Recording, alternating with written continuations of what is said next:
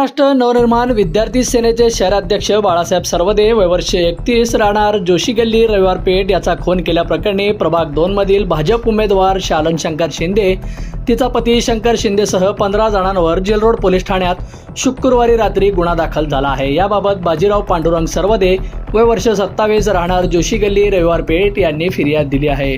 दरम्यान रेखा आणि दादासाहेब सरवदे यांच्या विरोधात खुन्नस देणारा व्हॉट्सअप स्टेटस ठेवल्यामुळे घटना घडल्याचे माहितीगाराने सांगितले।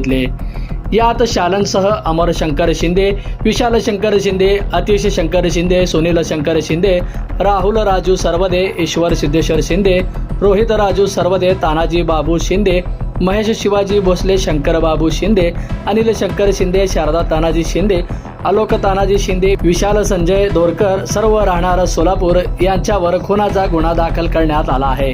या प्रकरणी शालन शंकर शिंदेसह 5 जणांना पोलिसांनी ताब्यात घेतले आहे।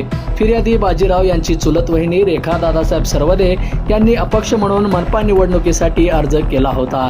यात प्रभागातील माजी नगरसेवक शालन शिंदे यांनीही उमेदवारी अर्ज दाखल केला होता।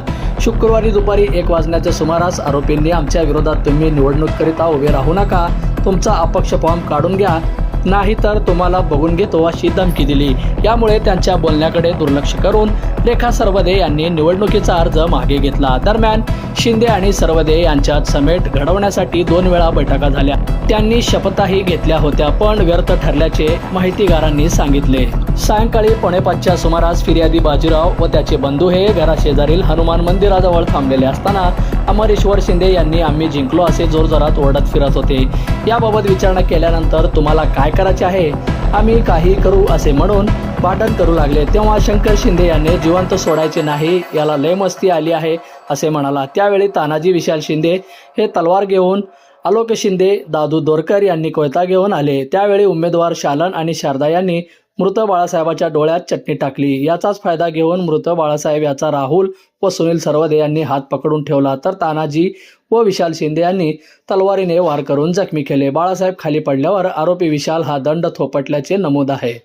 बंधुप्रेम न्यूज चॅनलला लाईक, सबस्क्राईब व बेल आयकॉन दाबायला विसरू नका। धन्यवाद।